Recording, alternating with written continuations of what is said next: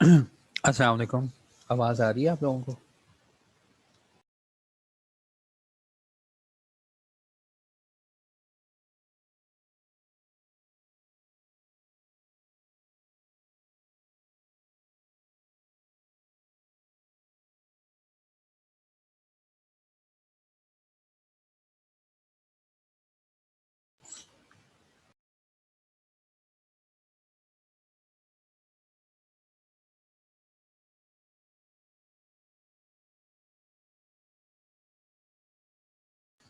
बिस्मिल्लाहिर्रहमानिर्रहीम।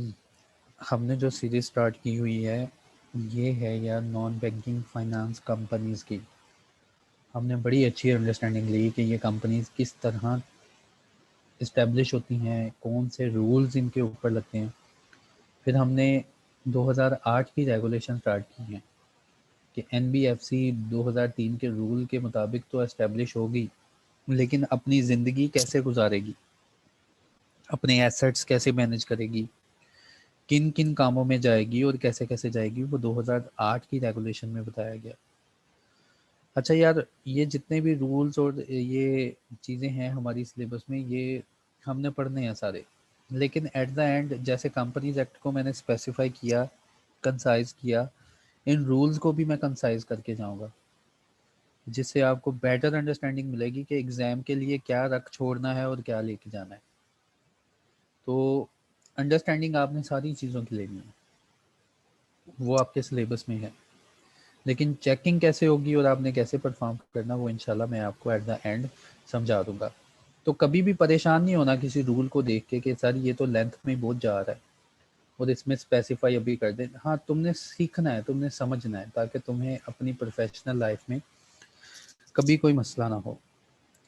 तो चलो स्टार्ट करते हैं। नॉन बैंकिंग फाइनेंस कंपनीज, ये उन कंपनीज के लिए है जो कि नॉन बैंकिंग फाइनेंस है, एज वेल एज ये ऐसी कंपनीज के लिए भी रेगुलेशन है जिनको नोटिफाई कर दिया जाएगा, जिनको कह दिया जाएगा कि इसको माने। तो ये 2008 में रेगुलेशन आई। रेगुलेशन की जो डेफिनेशन होगी वो तुमने खुद पढ़नी है। कंपनीज की जो ये नॉन बैंकिंग फाइनेंस रेगुलेशन 2008 में एक जो डेफिनेशन होगी वो तुमने खुद करनी है, क्योंकि मैंने तुम्हें पहले भी इन्फॉर्म किया है कि डेफिनेशंस में से ना आईसीएमए भी कुछ ना कुछ ले रहा है, तो तुमने डेफिनेशन को नहीं छोड़ना। उसके बाद उसके बाद रेगुलेशन नंबर 9 सबसे पहले समझ आने वाली अच्छी रेगुलेशन 9। इसमें बताया गया कि एनबीएफसीज कभी भी ऐसी एक्टिविटी में इन्वॉल्व ना हो जो कि टेररिस्ट फाइनेंसिंग हो, मनी लैंडरिंग हो या इलीगल ट्रेडिंग हो, तो उसमें कभी भी एनबीएफसी अपने आप को मुलविस नहीं करेगी। इसके बाद उन्होंने कह दिया कि अगर आपने किसी के साथ ट्रांजैक्शन करनी है तो चेक लगाएं उसके ऊपर, जैसे एक बैंक चेक लगाता है। बैंक चेक लगाने का मतलब ये नहीं कि बैंक का चेक लिखो ना, बैंक चेक लगाने का मतलब ये कि बैंक ने जैसे यार अपने फॉर्म बनाए हुए हैं ना, वैसे कोई फॉर्म शाम बनाओ ना, अपने अपने कस्टमर को सीएनआईसी देखते ही ना उसके ऊपर निछावर हो जाना, उससे अदर इन्फॉर्मेशन पूछो, कहाँ से पैसा आया, कहाँ पे लगा रहे हो, पर्पज ऑफ फंड क्या है, किस पर्पज के लिए पैसे भेजने लगे हो, आपने शायद कभी ऑनलाइन करवाई हो बैंक से, तो वो पूरा एक फॉर्म फिल करवाते हैं। आपका आपका काम क्या है, आपका पेशा क्या है, आपने किसको पैसे भेजने हैं, वो पूरी आइडेंटिटी लेने के बाद आपसे ऑनलाइन करवाते हैं। इसी तरह इस एनबीएफसी को कहा कि जैसे एसोसिएशन, बाकी एसोसिएशन ने ऐसे फार्म शाम बनाए हैं ना, अपने फार्म शाम बना के रखो। और फिर ये एनबीएफसी मनी लॉन्ड्रिंग में ज़्यादा मुलविस थी, तो फिर इनको रोका गया। इनको कहा गया कि आपने कभी भी 50,000 से ऊपर पेमेंट नहीं करनी। ठीक है, तो ये हमने कल रेगुलेशन पढ़ी थी यहाँ तक। तो उसके बाद हमने और कुछ पढ़ा था कि जो एनबीएफसी की केएमपी है, की मैनेजमेंट पर्सोनल है, वो ऐसे ही चेंज नहीं हो जाएगी। जैसे कि कंपनीज एक्ट में यार तुम लोगों को याद होगा, एक पब्लिक कंपनी, उसके डायरेक्टर्स या चीफ एग्जीक्यूटिव को रिमूव करने का तरीकेकार है, वो कहता है वो तरीक़ेकार अप्लाई होगा अपनी जगह, लेकिन एज वेल एज तुमने ये काम भी करने। एनबीएफसी इसके अंदर लोग ट्रस्ट कर रहे हैं, इसको पैसा ले रहे हैं या इससे पैसा लोन ले रहे हैं या लोन दे रहे हैं। तो एनबीएफसी का चीफ एग्जीक्यूटिव या इसका डायरेक्टर अगर कोई रिमूव करना है तो उसकी रिक्वायरमेंट ये थी कि कमीशन कहता है हमें आप 30 दिन पहले बताएंगे और 30 दिन पहले हमें वो बंदा भी दिखाएंगे जो इस फरिश्ते की जगह नया फरिश्ता आप लगाने जा रहे हैं। तो 30 दिन पहले की रिक्वायरमेंट है, तो ये हमने किया था। उसके बाद देखो यार, ये आज का टॉपिक चलाने से पहले ना मैं आपको बताता हूँ कि लाइबिलिटीज़ कितनी किस्म की होती हैं। शायद तुम लोगों ने पढ़ा है या नहीं पढ़ा। लाइबिलिटीज़ एक होती है लाइबिलिटी। अगर आप फाइनेंशियल अकाउंटिंग के स्टूडेंट हैं ना, शायद आपको पता होगा, लेकिन कुछ बच्चे मेरे पास ऐसे आ गए हैं जिन लोगों ने शायद फाइनेंशियल अकाउंटिंग ना पढ़ी होगी। तो लाइबिलिटी क्या होती है? लाइबिलिटी अकाउंटिंग में जो डेफिनेशन है वो शायद अब मैं वो डेफिनेशन लिख पाऊँ या ना लिख पाऊँ, कि लाइबिलिटी होती है कि आपने, आपकी ऑब्लिगेशन है an obligation settlement of which result an outflow of economic resources. क्या बात है यार, ये IFRS की डेफिनेशन मुझे आज तक याद है, स्टूडेंट लाइफ में याद की थी। ऑब्लिगेशन है कंपनी की, अगर इसको सेटल करने की तरफ गई ना कंपनी, तो रिजल्ट क्या निकलेगा? जो भी कंपनी के पास एसेट्स पड़े हैं ना, कुछ भी इकोनॉमिक रिसोर्स पड़ा है, वो हाथ से निकल जाना है। इसको कहते हैं लायबिलिटी। अच्छा, एक होती है लाइबिलिटी, इसको कहते हैं 100% श्योरिटी कि पैसा निकलेगा कंपनी से जब भी लाइबिलिटी को सेटल किया गया। जैसे बिजली का बिल कंपनी के पास आ गया है, तो ये बिजली का बिल 100% अब लाइबिलिटी है, और जब भी कंपनी इस बिल को सेटल करने जाएगी ना, तो इकोनॉमिक रिसोर्सेज जो है इसके पास, उसका आउटफ्लो हो जाना है। एक होती है प्रोविजन यार। प्रोविजन क्या होती है? प्रोविजन भी एक ऑब्लिगेशन होती है, एक जिम्मेदारी होती है कंपनी की। इसमें दो फैक्टर लगते हैं। एक तो अमाउंट का नहीं पता होता एग्जैक्ट कि कितनी अमाउंट की लाइबिलिटी है हमारी, या एक तो टाइम का नहीं पता होता। अमाउंट का पता चल जाता है लेकिन टाइम का पता नहीं चलता कि लाइबिलिटी कब पे करनी है। जैसे कि ऊपर वाली एग्जांपल में तुम्हें बताता हूँ, एक कंपनी है, उसने जब एक प्रोडक्ट लॉन्च किया तो उसने कहा मैं गारंटी देती हूँ अगर इस प्रोडक्ट को आग लगी तो मेरे पास ले आना, मैं तुम्हें पैसे वापस कर दूंगी। इसका मतलब कंपनी लाइबिलिटी अराइज कर रही है अपनी।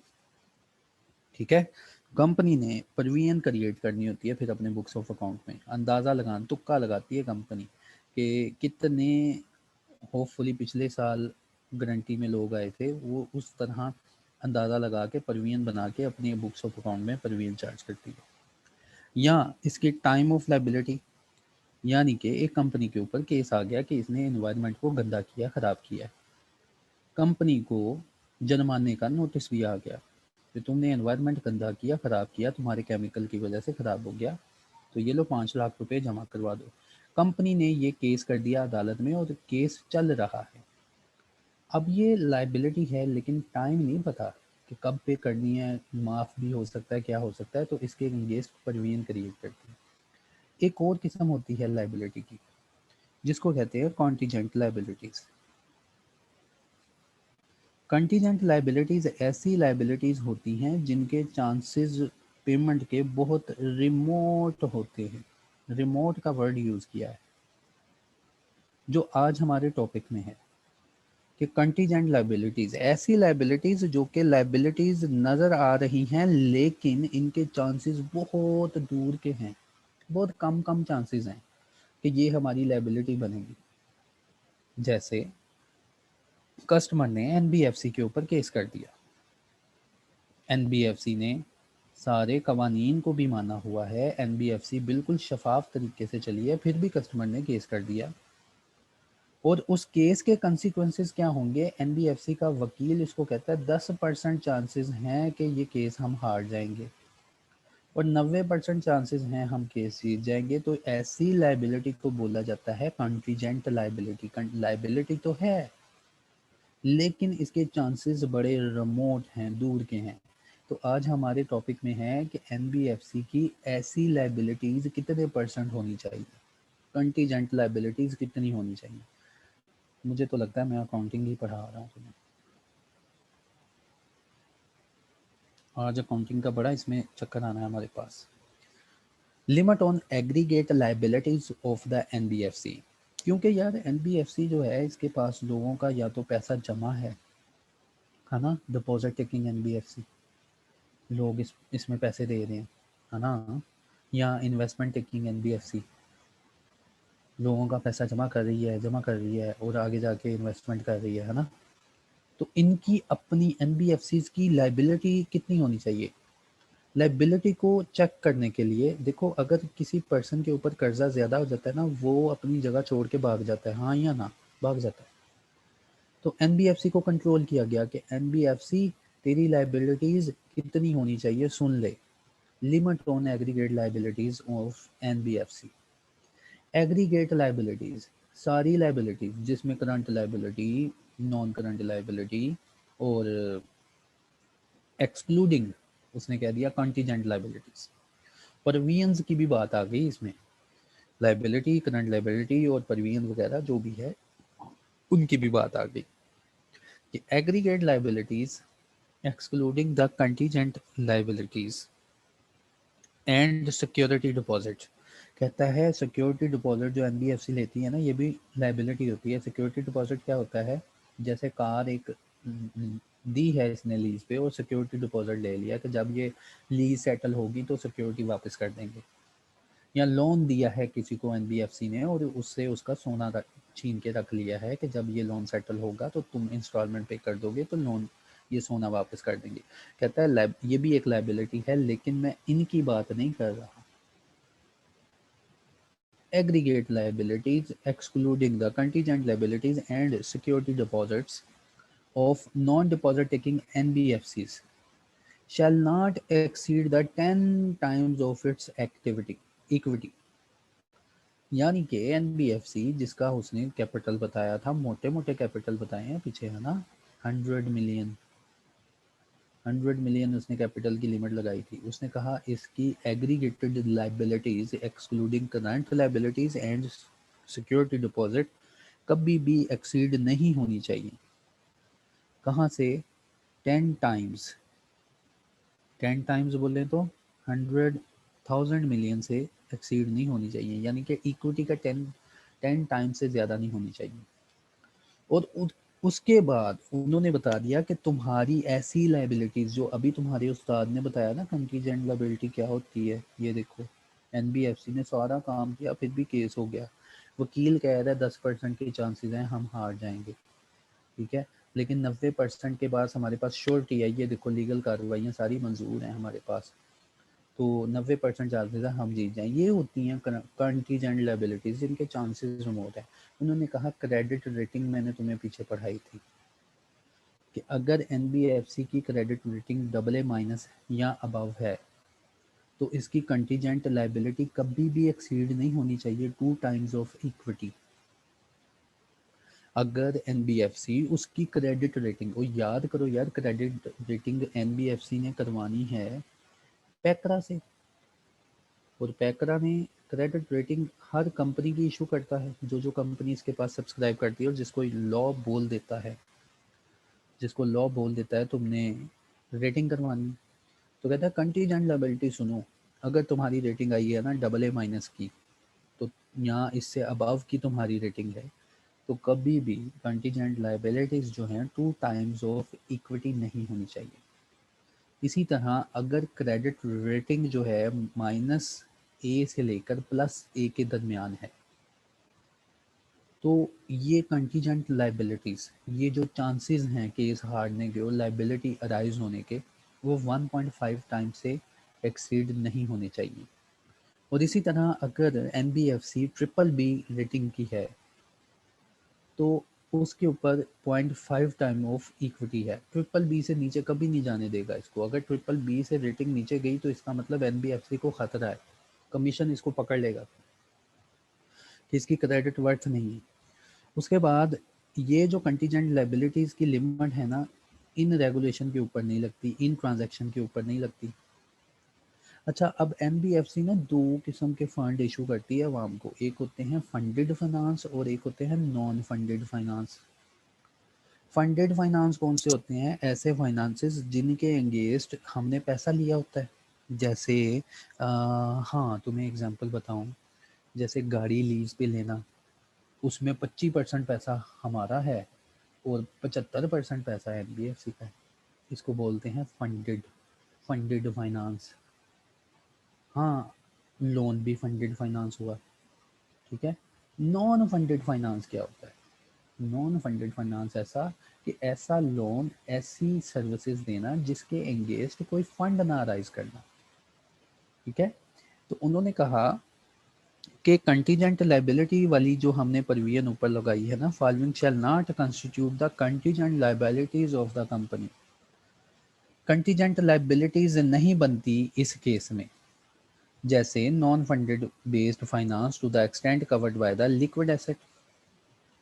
देखो, कंटीजेंट लाइबिलिटी है ना कि कस्टमर जो है फंडेड फाइनेंस है या नॉन फंडेड फाइनेंस है, चांसेस हैं कि ये जो फाइनेंस है, चांसेस हैं ये जो फाइनेंस है ना, नो फुलफिलमेंट हो इसकी, तो हो सकता है लाइबिलिटी राइज हो जाए। तो लॉ ने कहा नॉन फंडेड बेस्ड फाइनेंस के ऊपर ये कंटीजेंट लाइबिलिटी का क्राइटेरिया नहीं लगेगा, या non funded based finance where the payment is guaranteed by the federal government, provincial government, financial institution rated double A by a credit agency registered by the commission. फिर कहता है ये contingent liabilities उस finance के ऊपर भी नहीं लगेंगी, उस फाइनेंस के ऊपर भी नहीं लगेंगी जो कि गारंटी किया गया है फेडरल गवर्नमेंट की तरफ से या किसी ऐसी कंपनी की तरफ से जो कि कमीशन के साथ रजिस्टर्ड है और triple A double A rating है। And claim other than those related to the provisions of finance, funded or non-funded to the NBFCs constitute where the probability of conversion these claim into liabilities। फिर कहता है NBFC के पास funded finance और non funded finance है और इनके claim की liability बहुत रिमोट है, और उसके ऊपर ऑडिटर ने भी रिव्यू दिया है कि ये जो फाइनेंसेस हैं इनके ऊपर एनबीएफसी की लाइबिलिटी जो है बहुत रिमोट है।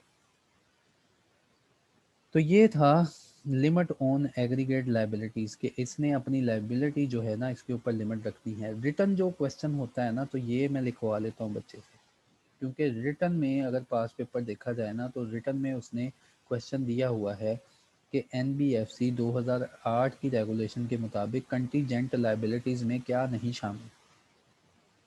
तो ये रिटर्न एग्जाम में ये आ चुका है। क्रिएशन ऑफ रिजर्व फंड, फिर देखो एनबीएफसी को कह दिया गया कि तुमने सारे पैसे जो है अपने मेंबर्स में तकसीम नहीं कर देने, आफ्टर टैक्स जो प्रॉफिट बचेगा ना वो एक फंड में, पैसे एक फंड में डालते जाना। जैसे ये एक एनबीएफसी है यार, एनबीएफसी ये पाकिस्तान में काम कर रही है, इसका कैपिटल है 100 मिलियन, इसका प्रॉफिट बिफोर टैक्स है,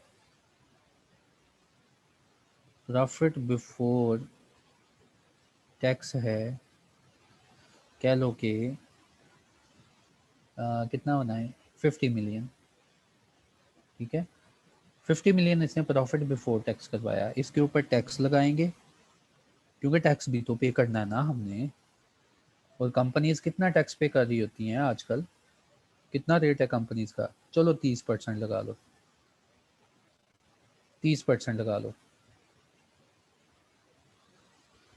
30% लगा लो, 30% लगाते हैं।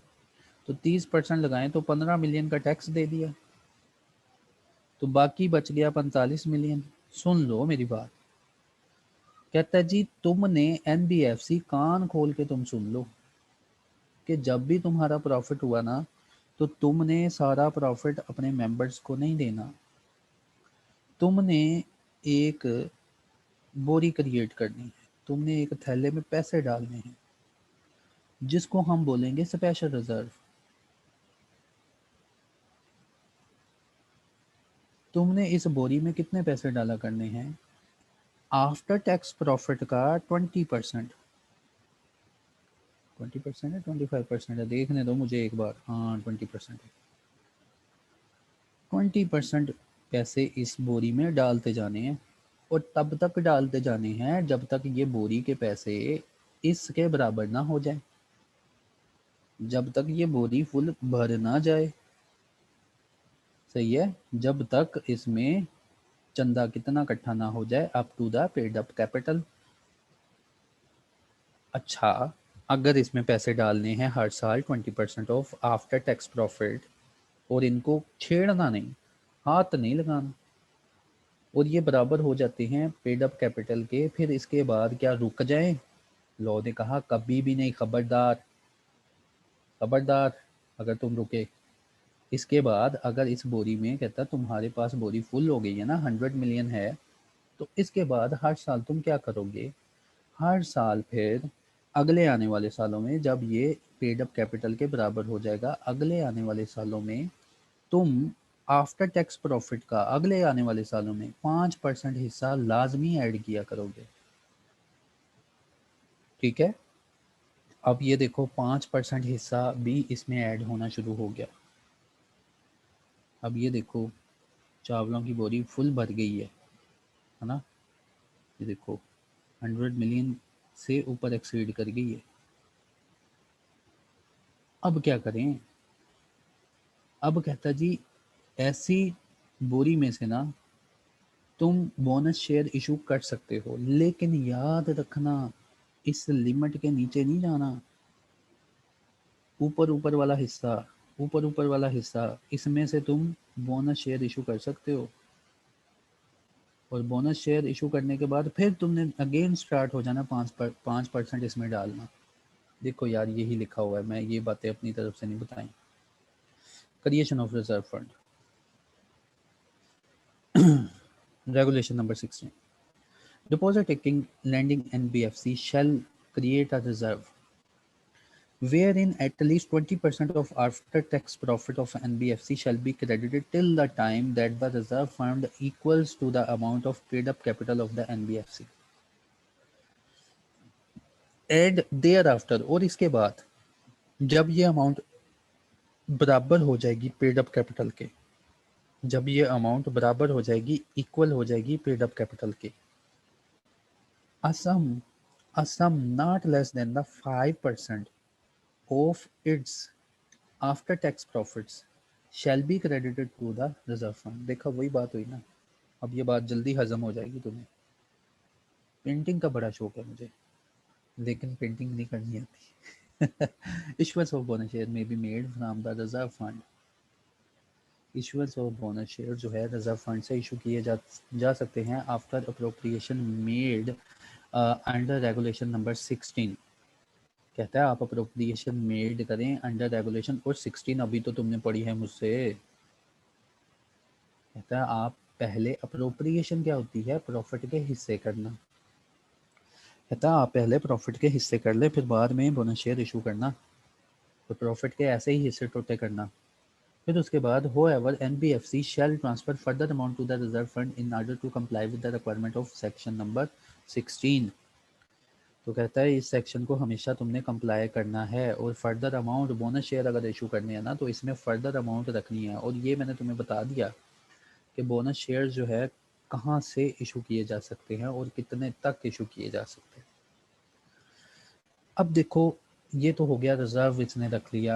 ये रिजर्व क्यों रखवाया जाता है यार? एक बैंकिंग कंपनी भी ना, तुम लोगों को पता हो, शायद शायद तुमने इकोनॉमिक्स में पढ़ा हो कि बैंक भी रिजर्व रखवाते हैं स्टेट बैंक के पास, कि कल कला को अगर बैंक भाग जाता है ना तो स्टेट बैंक के पास सिक्योरिटी होती है आवाम को देने के लिए।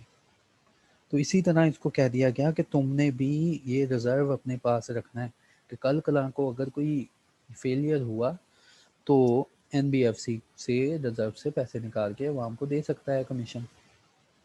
इसी तरह maximum exposure of NBFC. Exposure क्या होता है?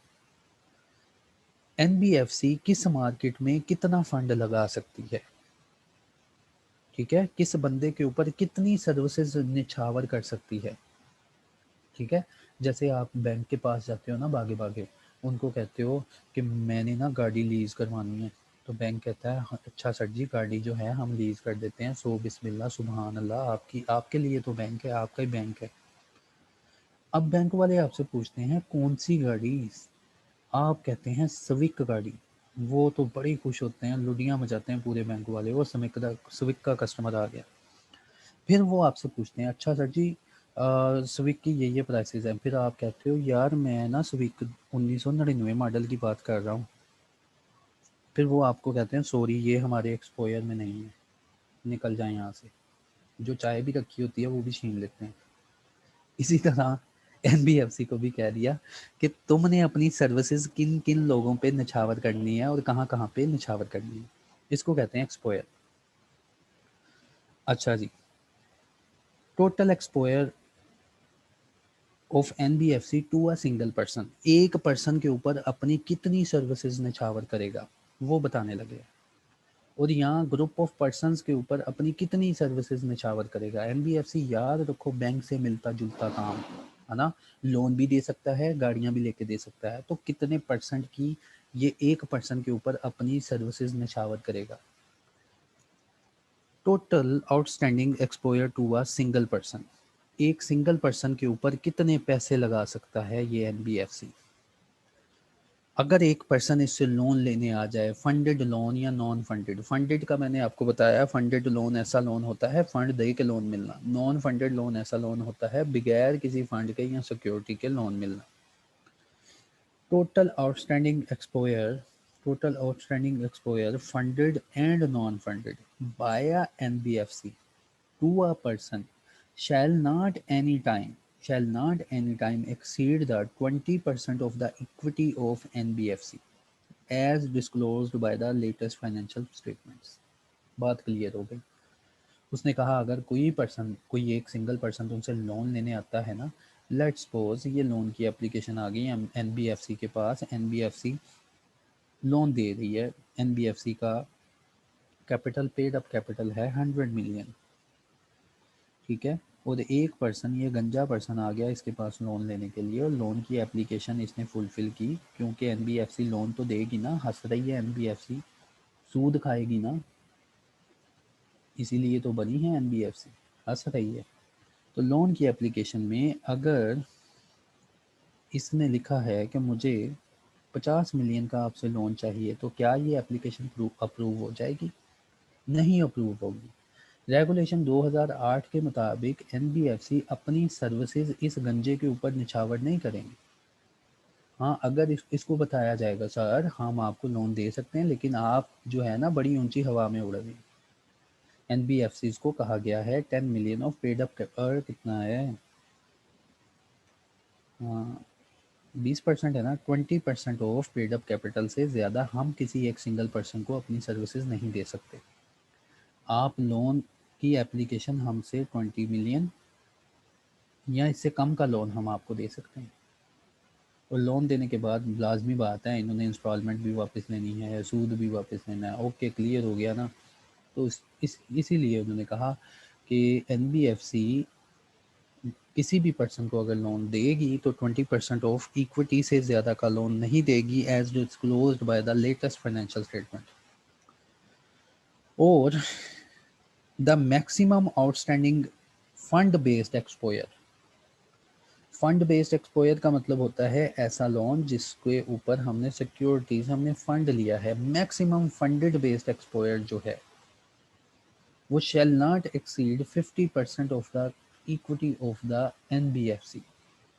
जो यानी कि एनबीएफसी का एक्सपोयर, एनबीएफसी की अगर 100 मिलियन की लिमिट है ना, तो इसमें 85% का एक्सपोयर है नॉन फंड बेस का, और 15% 15% जो है एक्सपोयर है फंडेड बेस्ड का।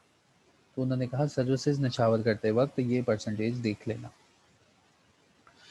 इसी तरह total exposure to a group of persons, अगर 3-4 पर्सन इकट्ठे मिलके आ जाए एनबीएफसी के पास, यानी कि जैसे पार्टनरशिप आ गई, total outstanding exposure total outstanding exposure funded based और नॉन फंडेड बेस्ड लोन का इकट्ठा by a NBFC to a group of persons shall not exceed the 25% of the paid up capital. इसी तरह maximum outstanding fund based exposure does not exceed the 20% of the equity of the NBFC. ठीक है, तो इन्होंने कहा the limit prescribed above shall not applicable to the exposure taken by an NBFC in its own subsidiary out of its surplus activity. कहता है ये limit NBFC की subsidiary के ऊपर नहीं अप्लाई होती, कि अगर एनबीएफसी अपनी सब्सिडरी को लोन देना चाहती है ना, तो ये वाली लिमिट इसके ऊपर नहीं अप्लाई होती, प्रोवाइडेड दैट एनबीएफसी के पास बहुत खुला पैसा पड़ा है, सरप्लस इक्विटी पड़ी है। ये हो गया एक्सपोयर। इसके बाद माइक्रो फाइनेंसिंग वाले होती है ना, माइक्रो फाइनेंसिंग वाली NBFC. In case of microfinancing, the following exposure limits shall be applicable. Poor person को कभी भी 5 लाख से ऊपर का हाउस लोन फाइनेंस नहीं देंगे, ठीक है। उसके बाद 2 lakh for general loan other than housing loan, ठीक है। इधर स्पेल मिस्टेक है तो इसको ठीक कर लेना। ये एक्सपोयर लिमिट बताई गई है माइक्रो फाइनेंस एनबीएफसी की, कि एनबीएफसी 5 लाख से ऊपर का कभी भी एक गरीब बंदे को लोन नहीं देगी। अमीरों की तो क्या बात है ना। उसके बाद 2 लाख रुपए अदर देन हाउस फाइनेंसिंग के, कि अगर कोई लोन लेने आ गया गरीब बंदा तो उसको 2 लाख रुपए की लिमिट का कहता है लोन देना जनरल पर्पस के लिए। और माइक्रो इंटरप्राइजेज अगर आ जाए लोन लेने के लिए तो उनको 5 लाख तक की लिमिट है। तो छोटे कारोबारी हजरात अगर तुम्हारे पास आ जाए तो माइक्रो फाइनेंस एनबीएफसी उनको 5 लाख तक की लिमिट का लोन जो है उसके ऊपर निछावर कर सकती है।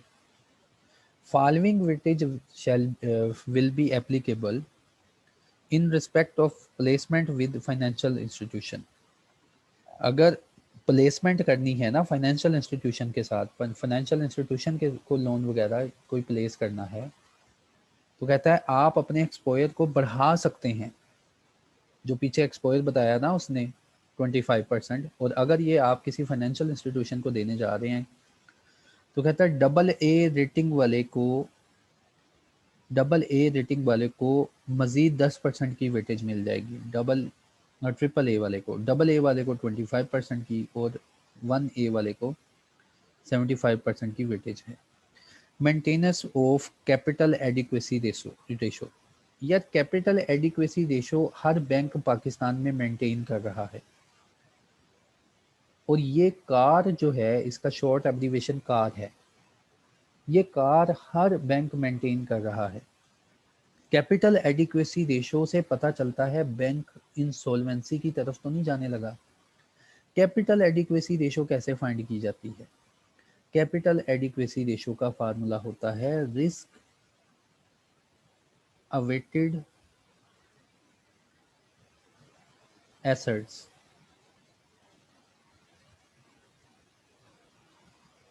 डिवाइडेड बाय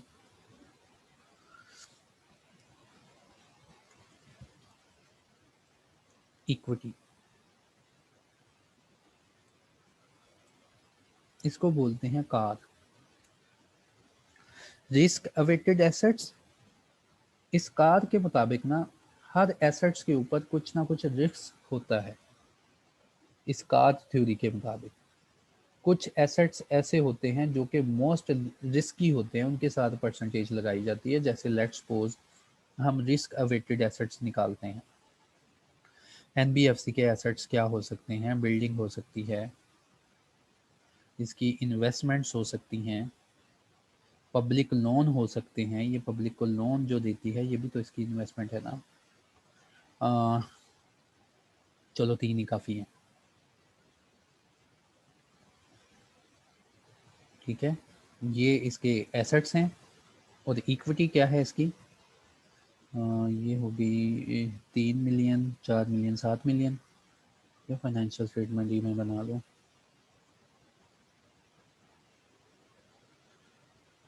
अच्छा, ये होगी, लेट्स सपोज ये बैलेंस शीट है, तो ये 6 और ये 7 मिलियन की बैलेंस शीट बन गई। और इस साइड पे क्या होता है, एक तो इक्विटी होती है जिसमें आपके पेड अप कैपिटल, सरप्लस और रिजर्व वगैरह होते हैं, वो है। और ये लाइबिलिटीज़ है, और ये लाइबिलिटीज़ है। इक्विटी जो है, लेट्स सपोज रिजर्व वगैरह डाल के, पेड अप कैपिटल डाल डूल के, वो जो एक्टिविटी है, इक्विटी है, वो बन जाती है लेट्स सपोज 2 मिलियन की। और बाकी जो है 5 मिलियन की, इसकी अदर लाइबिलिटीज़ हैं, करंट और लॉन्ग टर्म लाइबिलिटीज़। तो ये 7 मिलियन का हो गया। अब कार क्या है, रिस्क अवेटेड एसेट्स।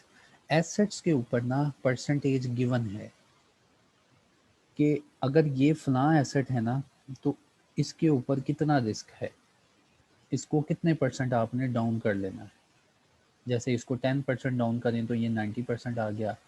इसको, ये इन्वेस्टमेंट है, इसके ऊपर रिस्क है कि ये इन्वेस्टमेंट डूब जाएगी, ठीक है, इसके ऊपर रिस्क है इन्वेस्टमेंट डूब जाएगी। इसके ऊपर कितना रिस्क है, इन्वेस्टमेंट डूब जाएगी, लेट्स सपोज 40% का रिस्क है इसके ऊपर, तो इसका मतलब इसको भी कहते हैं जी 60% लें, अपने एसेट्स को कम कर लें रिस्क के हिसाब से। पब्लिक लोन, लोगों को सर्विसेज निछावर किए हैं, और पब्लिक लोन पता है ना, पब्लिक है, नस जाएगी। तो ये एसेट जो आप 4 मिलियन का शो करवा, 4,000 का शो करवा रहे हो, ये इतने का नहीं देगा, इसको चलो इतना कर लो, इसके ऊपर 60% रिस्क है कि अवाम भाग जाएगी। तो देखो, मैंने रिस्क के साथ अपने एसेट्स को इवेल्युएट किया पहले। रिस्क अवेटेड एसेट्स, मैंने अपने एसेट्स को अवेट किया। ऊपर वाला कितना आ गया, बिल्डिंग है ना, गिर सकती है ना, तो 900। फिर ये हो गया है ना, तो इनको जमा कर लिया जाएगा। 18, 28, 28 और लेट्स सपोज कितना आ गया यार, 28 2 37 आ गया, सही है, ये 37 आ गया, इतना आ गया। तो कहता है जी, risk weighted asset divided by equity. Risk weighted assets कितने निकले इस एनबीएफसी के, 37 इतने, डिवाइडेड बाय इक्विटी। इक्विटी कितनी रखी थी, 2 मिलियन की। इक्विटी कितनी रखी थी, 2 मिलियन की। तो डिवाइडेड बाय 2 मिलियन, बताना कितना आया। ये 1 पॉइंट कुछ आ रहा है, मल्टीप्लाई इसको करना 100 से, इसको आप 100 से मल्टीप्लाई करेंगे, आप इसको करेंगे 3700 डिवाइडेड बाय 2000, तो 1.8 मल्टीप्लाइड बाय 100 करना, तो मल्टीप्लाइड बाय 100। तो इसका जवाब इस केस में कितना आ रहा है, इस केस में कितना आ रहा है, 185, ठीक है। तो लॉ ने बोला, ये तो बड़ी परसेंटेज मैंने ऊंची बना दी ना। लॉ ने बोला कि risk weighted asset divided by equity, इसको बोलते हैं कार, कैपिटल एडिक्वेसी रेशो, कि कैपिटल के ऊपर कितनी जो है रिस्क अवेटेड इन्वेस्टमेंट की गई है। तो कहता है कभी भी तुम्हारी 8% से कम ना हो, कि इसका जवाब, इस परसेंटेज का जवाब ना कभी भी 8% से कम ना आए। लग गई समझ, ये है सारा चक्कर इसमें। A deposit taking NBFC shall be required to maintain a CAR of 8%। Risk weighted assets जो हैं, capital adequacy ratio 8% for first 2 years, पहले 2 सालों के लिए इस रेशो का जवाब 8% से नीचे नहीं आना चाहिए। For the coming into force of these regulation, और जब ये रेगुलेशन आई है ना, यानी कि 2008 से लेकर 2010 तक, कहता तुम्हारी कार 8% से नीचे ना जाए। और देयर आफ्टर, इसके बाद 10% for the subsequent years as per the criteria given by schedule number, जो इसने स्केजुअल दिया होगा। ओके हो गया। उसके बाद एसेट्स लाइबिलिटी मैनेजमेंट सिस्टम। उन्होंने कहा आप अपने पास एक एसेट लाइबिलिटी मैनेजमेंट सिस्टम रखें। इसके बाद exposure limit in capital markets, कि कैपिटल मार्केट्स में एनबीएफसी ने कितना इन्वेस्ट करना है, कितनी सर्विसेज, कितना पैसा निछावर करना है कैपिटल मार्केट के अंदर। An NBFC aggregate exposure in listed equity securities, listed securities के अंदर कितना एक्सपोयर है इसका, कितना स्प्रेड कर सकती है, कितनी जो है इन्वेस्टमेंट अपनी निछावर कर सकती है, कितना पैसा लगा सकती है। एंड स्प्रेड ट्रांजैक्शन, दो तरह की ट्रांजैक्शन उसने बताई, लिक्विड लिस्टेड इक्विटी शेयर्स और प्लस स्प्रेड ट्रांजैक्शन। नीचे जाके बताएगा स्प्रेड ट्रांजैक्शन होती क्या है। कहता है स्प्रेड ट्रांजैक्शन में और लिक्विड कहता हूँ लिस्टेड इक्विटी शेयर्स के अंदर कितना पैसा तुमने निछावर करना है, shall not exceed the 50% of its equity and this condition shall not applicable on non-deposit taking NBFC। जो एनबीएफसी डिपॉजिट टेक कर रही है ना, वहां से पैसा इकट्ठा कर रही है, ये कंडीशन उस एनबीएफसी के ऊपर है। कहता मैं उन एनबीएफसी को नहीं तंग कर रहा जो कि ये काम नहीं कर रही। सेपरेट ट्रांजैक्शन का मतलब क्या है, एक कंपनी के शेयर उसी दिन बेचे और उसी दिन अगली कंपनी के शेयर खरीद लिए, इसको बोला जाता है separate transaction. Separate transaction mean such transaction where shares of one company are purchased on one settlement date and simultaneously sold an other settlement date, that will be considered as one transaction. An NBFC investment in equity security of any company shall not exceed 10% of the paid up capital of the investee company or 10% of its own company, whichever is less. NBFC जो कि investment कर रही है in equity securities किसी और company में, listed company के अलावा,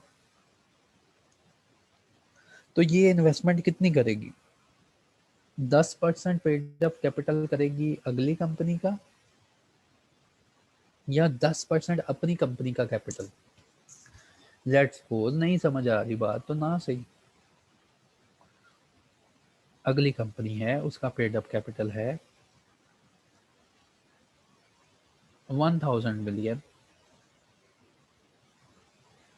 और एनबीएफसी है इसका अपना के पेड अप कैपिटल है 500 मिलियन। तो कहता जी कितनी इन्वेस्टमेंट करनी है, कहता पहले तो 10% मैक्सिमम एक्सपोयर, कितना पैसा लगाना है, इसका आता है 10% 100 मिलियन, इसका आता है 10% 50 million, which ever is lower. अपनी इक्विटी का लोअर आया 50%, 50 मिलियन, कहता ये इन्वेस्ट कर दो। उसके बाद the share acquired in excess of 10% limit due to underwriting commitments shall be sold off within within a period of 6 months from the date of acquisition of such share। देखा ना, मैंने कहा था ना एनबीएफसी बैंक जैसा काम करती है, बैंक भी ये काम करते हैं, अंडर राइटिंग कमीशन कमाते हैं। मैंने अंडर राइटर को शायद मैंने डिफाइन किया हुआ है। अंडर राइटर कौन होते हैं, देखो अंडर राइटर कौन होते हैं, ये है कंपनी, शायद तुम लोगों को पता है, मैं मैसेज देख लूँ, मैसेज आ रहा है।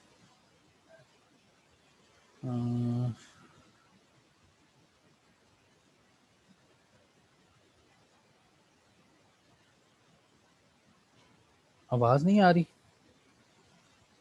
अभी मैसेज आया कि ये कब का मैसेज है यार, आज तो आवाज़ आनी चाहिए, आज तो नेट भी अच्छा है, मैसेज करना यार, एक बंदा बस मैसेज कर दे, बम्बार ना मच जाए, आवाज़ आ रही है, बस सही है, आप अपना नेट भी चेक कर लें। अच्छा, अंडर राइटर कौन होता है सुन लो। ये कंपनी है, ये अपनी कंपनी लॉन्च होने जा रही है, ये प्रोजेक्ट लॉन्च करने जा रही है कंपनी। ये कंपनी कह रही है मैं पाकिस्तान में फ़ंड इकट्ठा करने जा रही हूँ और हमारा ड्रीम है, हमारा ऑब्जेक्टिव है, हम टेक्सटाइल मिल लगाने जा रहे हैं। अब टेक्सटाइल मिल लगाने के लिए इस कंपनी को 20 बिलियन का फ़ंड चाहिए। अब ये एक पब्लिक कंपनी है, इसने प्रोस्पेक्टस सब कुछ बनवा लिया, अब क्या अवाम 20 बिलियन जो है इसको दे देगी? तो यहाँ काम आ जाते हैं अंडर राइटर्स। अंडर राइटर्स कि चलो अगर अवाम ने शेयर सब्सक्राइब ना किए तो जो शेयर्स बच गए वो हम सब्सक्राइब कर लेंगे और वक्तन फ़वक्तन वो शेयर्स जो है अवाम को बेचते जाएंगे। इस अंडर राइटर का जो होता है ना कमीशन होता है, ये जितने शेयर सब्सक्राइब करता है ना, जितने शेयर्स की गारंटी देता है, वो बिक गए फिर भी इसने कमीशन लेना है, ना बिके वो अवाम में शेयर तो फिर भी इसने कमीशन भी ले लेना है और वो शेयर्स भी ले लेने हैं और बाद में शेयर्स जो है भेजता रहेगा। तो इसको कहा गया कि अगर एनबीएफसी ये बैंक जैसा काम कर रही है ना, अंडर राइटर बन रही है, गारंटी दे रही है किसी को कि चलो शाबाश तुम काम करो, कोई मसला नहीं, अगर अवाम ये शेयर सब्सक्राइब नहीं ना करेगी तो मैं कर लूँगी। तो कहता है share acquired in excess of 10% limit. 10% limit किसकी? अपनी इक्विटी की। Share subscribe in excess of 10% limit due to underwriting commitment. और क्यों किए थे अंडर राइटिंग कमिटमेंट? कमीशन नजर आ रहा था। शैल बी सोल्ड ऑफ, उनको बेच दो within a period of 6 months from the date of acquisition of such share. उसके बाद कहता है above restriction shall not applicable to the investment made by an NBFC in its own subsidiary. ये जो ऊपर बातें की हैं कहता जी ये अप्लाई नहीं होती अपनी सब्सिडरी के ऊपर। एनबीएफसी की अगर कोई सब्सिडरी है उसमें ये बातें अप्लाई नहीं होती।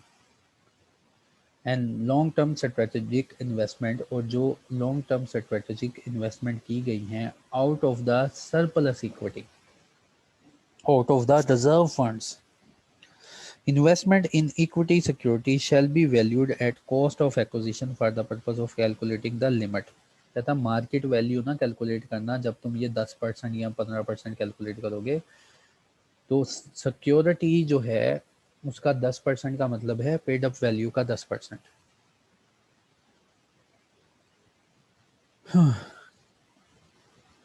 Clean placement, limit on clean placement regulation number 18। जब भी एक एनबीएफसी क्लीन प्लेसमेंट करेगी किसी फाइनेंशियल इंस्टीट्यूशन के साथ तो इसके ऊपर रेगुलेशन आई कि क्लीन प्लेसमेंट जब भी करनी है तो तुमने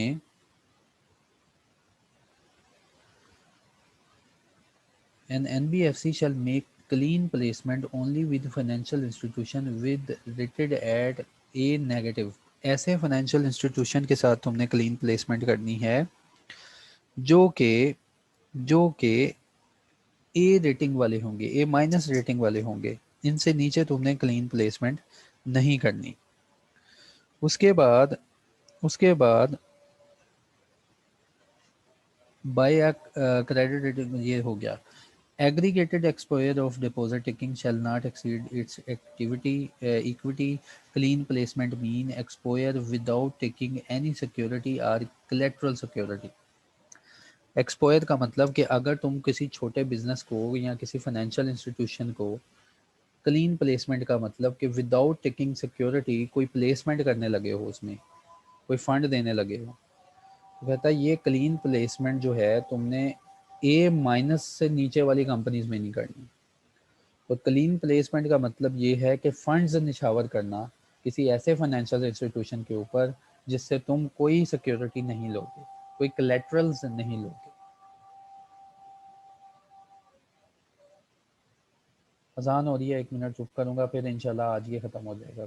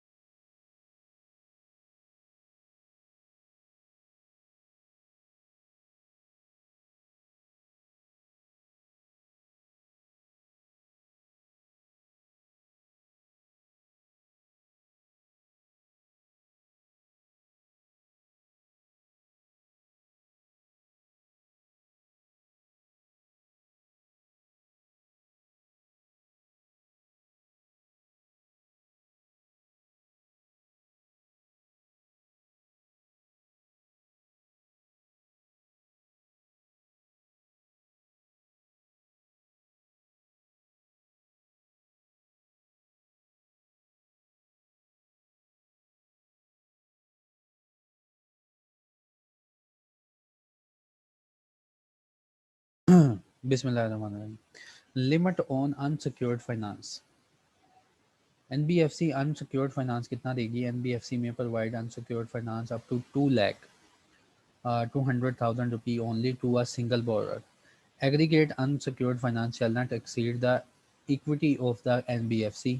Total unsecured finance shall not exceed 50% of the equity. आज तो परसेंटेज इतनी आई है, मैं तो खुद घूम गया हूँ।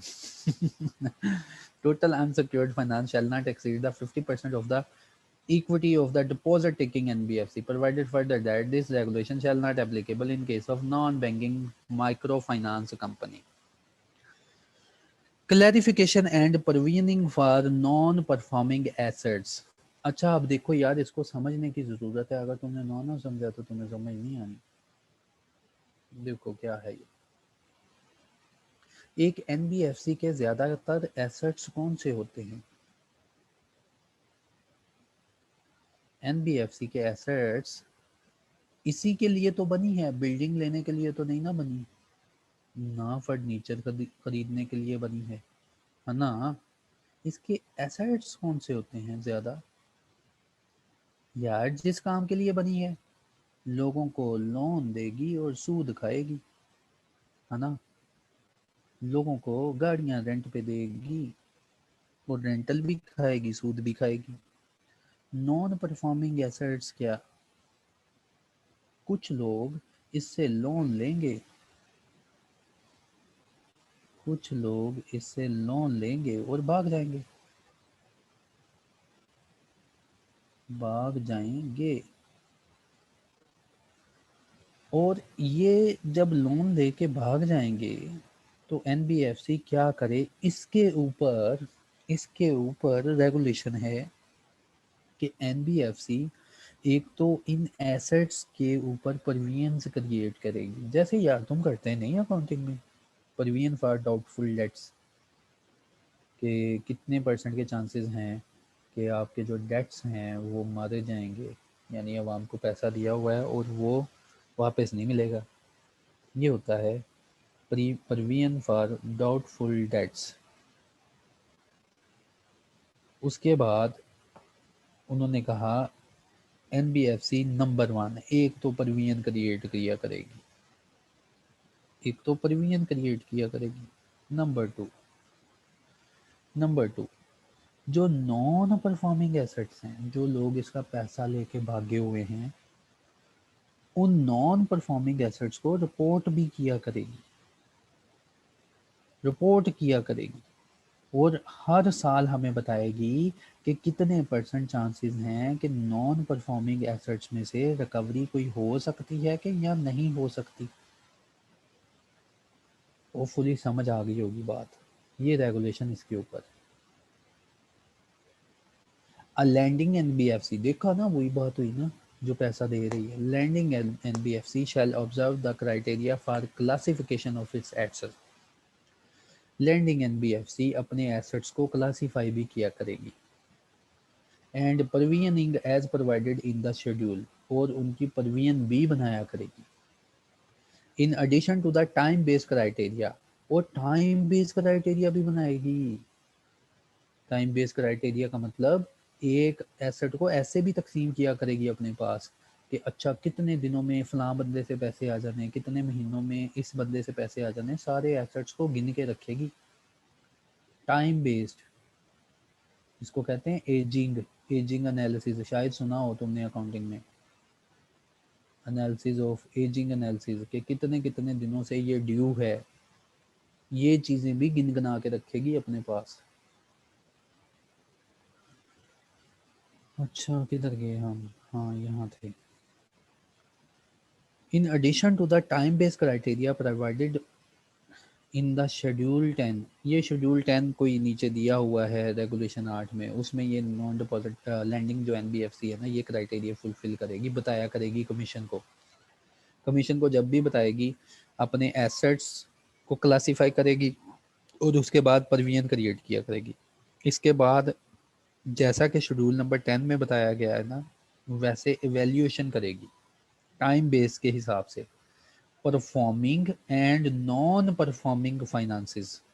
अब समझ आ जानी चाहिए परफॉर्मिंग फाइनेंसेस कौन से हैं? जो कर्जे दे रहे हैं वापस, जो पैसा दे रहे हैं वापस, सूद भी दे रहे हैं। नॉन परफॉर्मिंग का मतलब जो भाग गए हैं, जो कहते हैं जाओ हमने पैसा नहीं देना।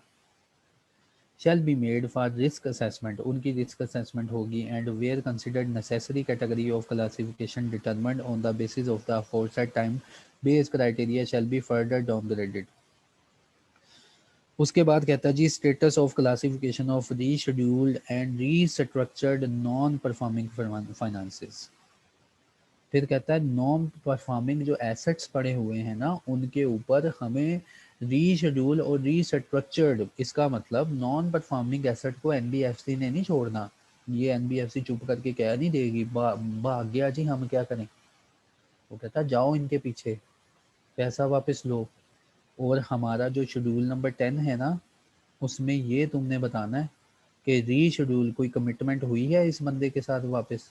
शायद कभी आपने क्रेडिट कार्ड की पेमेंट जो है वो एक्सीड की हो, पेमेंट ना दी हो, तो वो तो बैंकिंग कंपनी है ना, वो भी नहीं जान छोड़ती।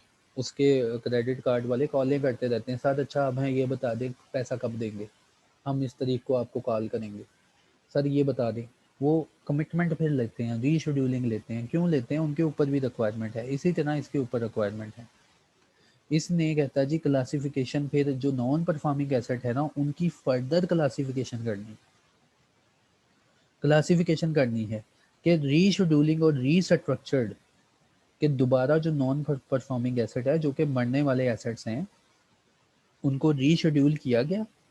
रीस्ट्रक्चर का मतलब कुछ पैसा मिला कि नहीं मिला। शैल बी चेंज्ड, कहता है फॉर्म में तुमने रीशेड्यूलिंग और restructure of non performing asset shall be changed only when the terms and condition of such finances are fully met for a period at least 6 months when at least 20% of the outstanding amount principal and markup is recovered in cash। कहता है non performing asset, इसका मतलब पता क्या हुआ? Non performing asset पड़ा हुआ था, तुमने फॉर्म 10 में बताया हुआ है कि इतने पैसे डूबे हुए हैं, लोग भाग गए हैं। तो कहता है तुमने फॉर्म में जो बताया था ना, फॉर्म 10 में कि नॉन परफॉर्मिंग एसेट है, उसको रीशेड्यूल ना करना, उसको रीस्ट्रक्चर ना करना, जब तक तुम ये कमिटमेंट ना ले लो कि 6 महीने के अंदर इस नॉन परफॉर्मिंग एसेट का 20% मार्कअप प्लस प्रिंसिपल रिकवर ना कर लो, तब तक कहता तुम इसमें से नहीं निकालोगे। NBFC shall ensure that the status of classification and provisioning of rescheduled or restructured non-performing asset is not changed in its report to the commission। कहता है एनबीएफसी फिर ये इंश्योर करे, पक्का इंश्योर करे कि जब ये नॉन परफॉर्मिंग एसेट्स की रिपोर्ट बना के देगी ना कमीशन को, तो ये क्लासिफिकेशन में से वो एसेट ना निकाले। मेयरली ड्यू टू रीशेड्यूलिंग और restructuring of a finance and rescheduled or restructured finance shall be reported to the credit information bureau as such as। अच्छा, CIB रिपोर्ट क्या होती है? CIB रिपोर्ट क्या होती है एनबीएफसी को भी बता दिया। बैंक का कर्जा नहीं ना लेंगे। अच्छा, ये जो रेगुलेशन है पहले ये सुन लो उन्होंने क्या कहा। उन्होंने कहा एनबीएफसी जो है ना ये जो नॉन परफॉर्मिंग एसेट्स है ना, इनकी रिपोर्ट कमीशन को देगी और इनमें से कोई एसेट नहीं निकालेगी, कोई एसेट नहीं निकालेगी इस फैक्ट की बुनियाद पर कि जिन लोगों ने कर्जा लेके भागे हैं ना, उनकी रिपोर्ट इसने सीआईबी में कर दी है। सीआईबी रिपोर्ट जिसकी खराब हो जाए ना बंदे की, कोई बैंक उसको पाकिस्तान में कर्जा नहीं देता दोबारा। कहता है एनबीएफसी एक तो कमीशन को बताएगी कि कौन कौन से लोग पैसा लेके भाग गए, नॉन परफॉर्मिंग एसेट है, प्लस सीआईबी रिपोर्ट क्लेम करवाएगी, इन बंदों की रिपोर्ट खराब करवाएगी। मेरी भी सीआईबी है, मैं अगर किसी बैंक से कर्जा लेने जाता हूँ ना, तो बैंक बड़ा चालाक है, मुझे नहीं बताता, स्टेट बैंक के पास पहुँच जाता है कि ये शनाख्ती कार्ड नंबर है, इसकी ज़रा देखें सीआईबी में इसका नाम है। अगर मेरा नाम नहीं ना होता फिर बैंक आगे चलता है। तो कहता है इस बुनियाद के ऊपर कि नॉन परफॉर्मिंग एसेट्स की रिपोर्ट तुमने सीआईबी में रख दी है, तुमने ये नॉन परफॉर्मिंग एसेट कमीशन को बताने से बाज नहीं आ जाना, तुमने बताने हैं हर बार। At the time of rescheduling, and restructuring, an NBFC shall consider, re-examine and record in detail the viability of the project and business, and shall accordingly obtain the revised business plan, latest CIB report, and endeavor to obtain additional security to protect its interest. फिर कहता है at the time of rescheduling, कि इसको reschedule करना है ना, ये non performing asset को दोबारा रिकवर करना है।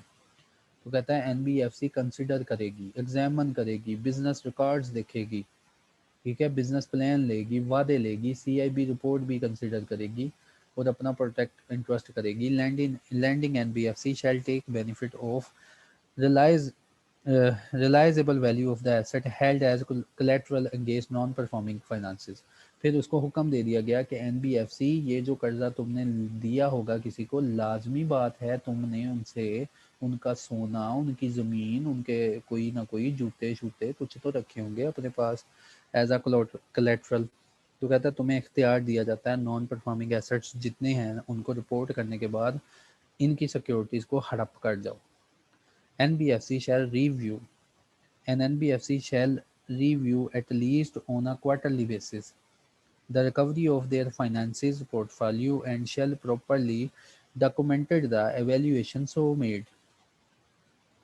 उसके बाद कह दिया the external auditors as the part of annual audit of the NBFC। External auditor को कह दिया जब तुम ऑडिट करने आओगे ना NBFC का, shall verify that all requirements under these regulations or any other circular issued by the Commission for the classification of assets and determination of premiums required against them have been complied with। Okay, थक गया मैं, अब तुम्हारे questions की तरफ आता हूँ। और माइक्रो फाइनेंस कितना ये है खुद खुद पढ़ लेना यार, अब मैं थक गया हूँ, बोल बोल के ही थक गया हूँ। अब तुम्हारे क्वेश्चन की तरफ आ जाऊँ।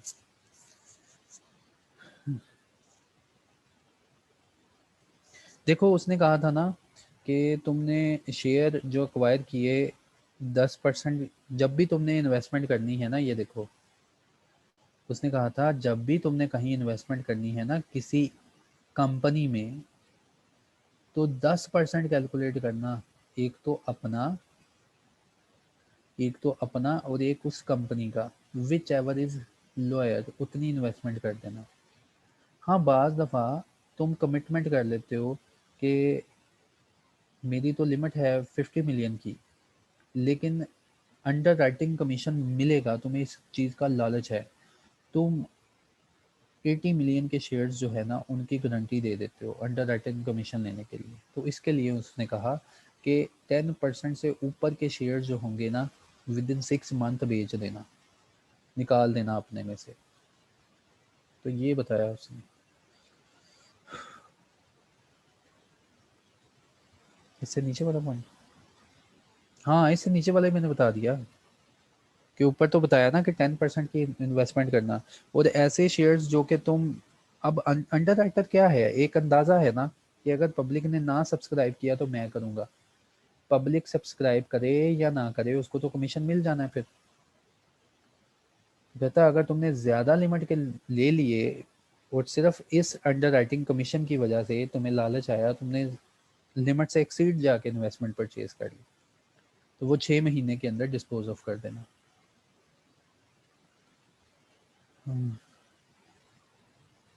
सेपरेट ट्रांजैक्शन क्या है? सेपरेट ट्रांजैक्शन का मतलब एक एक जो है इक्विटी में इन्वेस्टमेंट, उसको एक सेटलमेंट डेट पे सेटल करके उसी दिन दूसरी कोई ट्रांजैक्शन में पैसा इन्वेस्ट कर देना, स्प्रेड करना।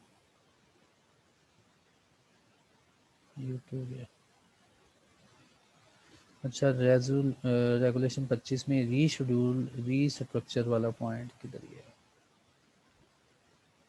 रीशेड्यूल का मतलब होता है कि तुमने अच्छा सा टाइम लिमिट ले लिया कि इतनी टाइम के अंदर, और रीस्ट्रक्चर का मतलब होता है कुछ पैसा ले लिया तो उसमें रीस्ट्रक्चरिंग आई है। इसका कौन सा पॉइंट, कौन सा पॉइंट कह रही हो हिना? और रीशेड्यूलिंग और रीस्ट्रक्चरिंग जो है ना नॉन परफॉर्मिंग एसेट्स की, वो कहता है तुमने चेंज नहीं करनी जब तक 25% 20% का पैसा रिकवर ना कर लिया। और तुमने CIBB जो रिपोर्ट है वो भी क्रिएट करवानी है। CIB में क्लेम करना किसी नॉन परफॉर्मिंग एसेट को, उसका मतलब ये नहीं कि तुम कमीशन को इनकी रिपोर्ट नहीं दिया करोगे।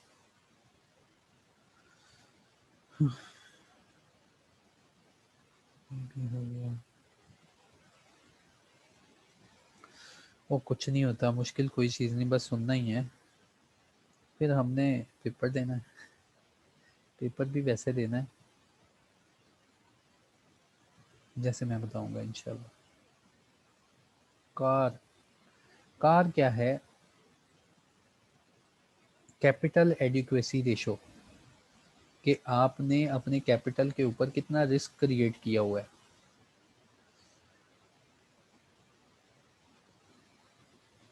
कार किधर गई?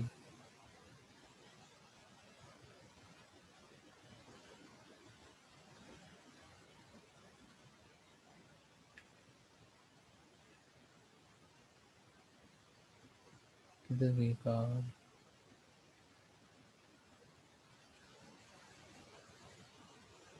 मिल ही नहीं रहा मुझे। हाँ ये है। कार का मतलब होता है अपने एसेट्स को NBFC रिस्क के ज़रिए इवेल्युएट करेगी, हर इन्वेस्टमेंट का रिस्क। और वो रिस्क की परसेंटेज दी हुई है शेड्यूल नंबर 9A में, कि हर एसेट के ऊपर उन्होंने रिस्क की परसेंटेज दी है। मसलन अगर तुम्हारा एसेट है ना 1000 का, तो रिस्क उस कैटेगरी में है तकरीबन 40% का। इसका मतलब तुम अपने एसेट को एवेल्यूएट करो रिस्क के ऊपर, तुम्हारा एसेट फिर बच जाएगा 60% का। 40% का तो रिस्क है ना, 40% का तो रिस्क है ना। बेटा रिस्क के ज़रिए अपने एसेट्स को इवेल्यूएट करो और डिवाइड करो इक्विटी के ऊपर, डिवाइड करो इक्विटी के ऊपर। और ये रेशो जो है बेटा 8% से कम नहीं होनी चाहिए।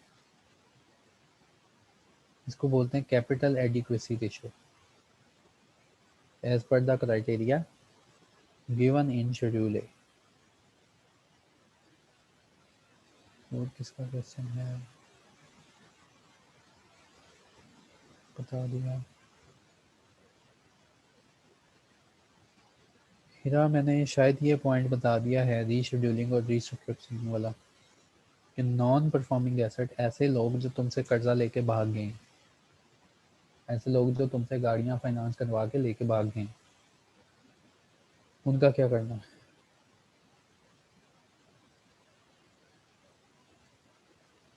Asset liability management system.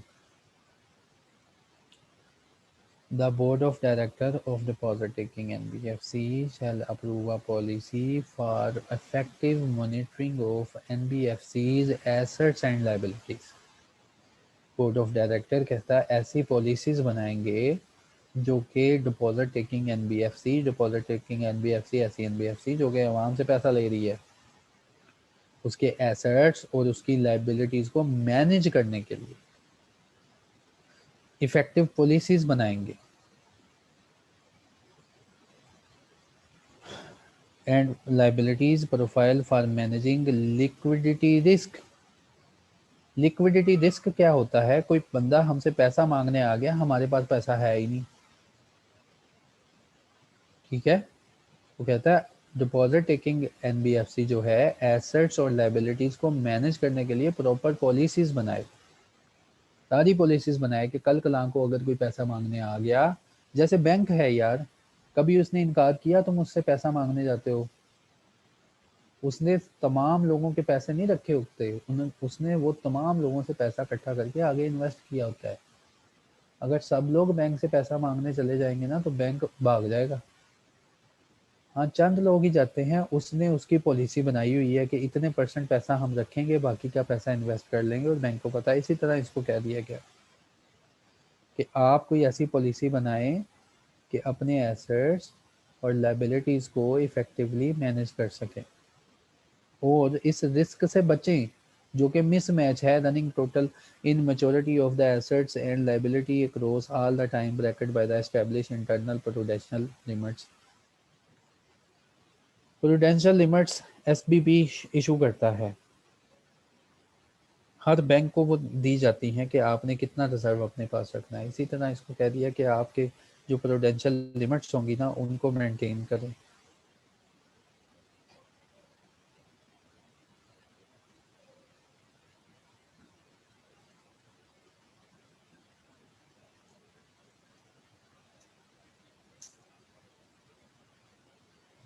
और क्या बता दिया, ये रेगुलेशन इंपॉर्टेंट है, बहुत मुश्किल है। जब ये रेगुलेशन सारी कंप्लीट हो जाएंगी ना तो इम्पोर्टेंट पॉइंट बताऊंगा कौन से उठाने हैं तुमने, बस समझने हैं।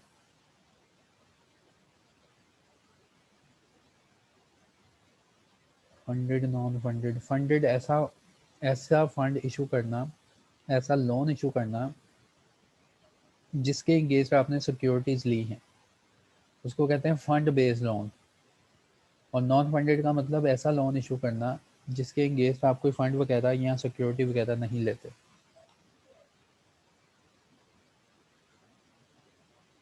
सर बैंक ICIL रिपोर्ट को देखते हैं या CIB रिपोर्ट भी देखते हैं, वो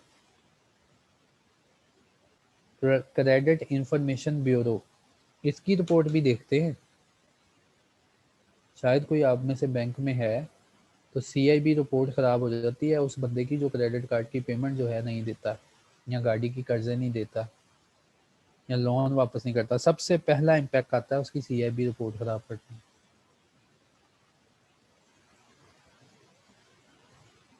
एक्सपोयर को होपफुली मैंने डिफाइन कर दिया और एग्जांपल भी बता दी। ये भी बता दिया, ये भी हो गया, ठीक है, वैसा भी बता दिया। तो होपफुली हो गया ख़त्म ये। लेकिन इस सबको याद नहीं करना, इसको अंडरस्टैंड कर लो, क्या याद करना है क्या छोड़ना है। Difference between unsecured and not non funded. Unsecured और नॉन फंडेड, अनसिक्योर्ड का तो यही मतलब है ना, आपने कोई सिक्योरिटी वगैरह नहीं ली, और नॉन फंडेड का भी यही है कि आपने विदाउट कोई फंड लिए बगैर, कोई 25% डाउन पेमेंट लिए बगैर आपने ये फंड इशू किया गया। अनसिक्योर का मतलब है आपने इसके अगेंस्ट कोई सिक्योरिटी नहीं ली। फंडेड का मतलब होता है, जैसे कहते हैं ना LC, LC शायद तुमने सुना हो, LC fully funded. Fully funded का मतलब ये कि आपने ये सर्विसेज दी हैं लेकिन क्लाइंट से पहले सब सारा डिपॉजिट ले लिया, फुली फंडेड। या आप कहते हो LC पार्शली फंडेड, कि मतलब 25% अभी पैसा लिया है और बाकी अभी पैसा नहीं लिया, सर्विसेज परफॉर्म कर रहे हैं। अनसिक्योर्ड का मतलब कि इसके अगेंस्ट कोई कोलेट्रल नहीं लिया तुमने।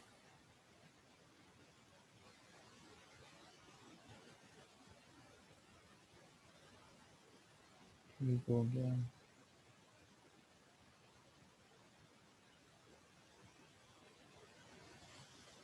अकाउंटिंग एज वेल, नहीं मैं अकाउंटिंग नहीं पढ़ाता, मैं टैक्स और ये पढ़ाता हूँ बस। चलें, ठीक है, अपना ख्याल रखिएगा, अल्लाह हाफिज़। नेक्स्ट जो है हम कोई अच्छी सी सीरीज स्टार्ट करेंगे।